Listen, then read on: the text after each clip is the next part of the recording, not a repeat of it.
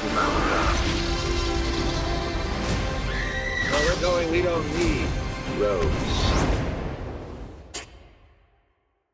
This interview makes me so happy. Ladies, so good to see you. I always love seeing you, and it warms my heart. And my parents never get excited about anyone I'm interviewing, but I told my mom I was interviewing both of you, and it's the first time in forever that she's been like, oh, that'd be nice. I'd like to be there for that one. So seriously, it's so good to see you. I love both of you, and congratulations on this. You know, I really love this idea of what happens if just a normal, regular person were to get superpowers. Both of you have played some truly incredible characters in your career. Who is a character you've played that you would, in the past, who you'd love to see injected with superpowers to see how they handle it? Oh God, what a good weird question. Yeah. I mean, maybe Megan from Bridesmaids, because she's already pretty far out there. I don't know what she'd do. How would things, her and that air marshal, I'd be really curious to see how things worked out between them two if she had superpowers. She wouldn't he would need her more often. Yeah, I don't know which, that could go a couple different ways. Dorothy Vaughan. I would have loved to see what she could do with NASA and all of that with superpowers. Oh, that'd be a much different movie, but I'd be there for it. I was going to say, I want to see that. I would go see that movie immediately. I want to touch on something that I really thought was interesting, was this idea of friendships growing apart, particularly after one person finds success in life. And I was wondering if that's something the two of you ever experienced. After you started becoming more successful in this industry and more famous, were there friends that you had early in life that just couldn't handle it? Anyone that you kind of had to let go? Nobody that was, no. I still have the same group of friends. Yeah. I think your tried and true friends have been, like Octavia and I have been friends for 25 years.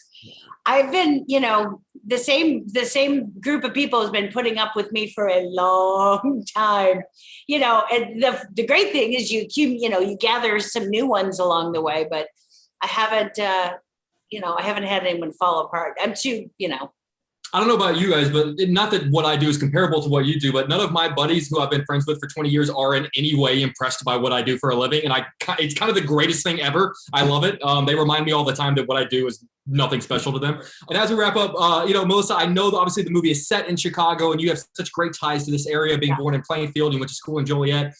Obviously one of the biggest stars on the planet, but I'm sort of curious about sort of the tethers you feel back to the city here in Chicago, and what way do you feel the city sort of impacted the person you became and sort of the actor that you became?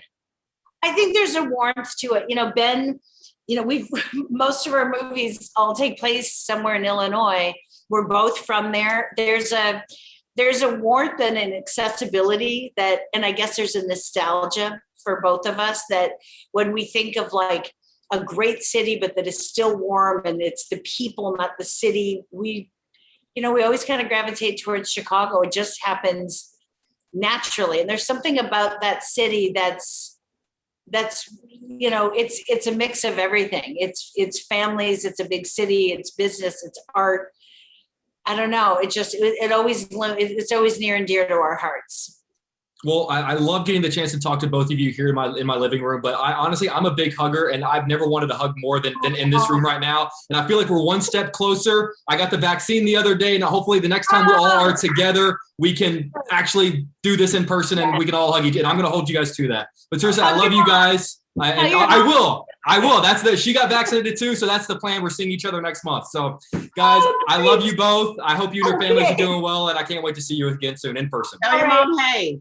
Bye. People mountain. Where we're going, we don't need roads.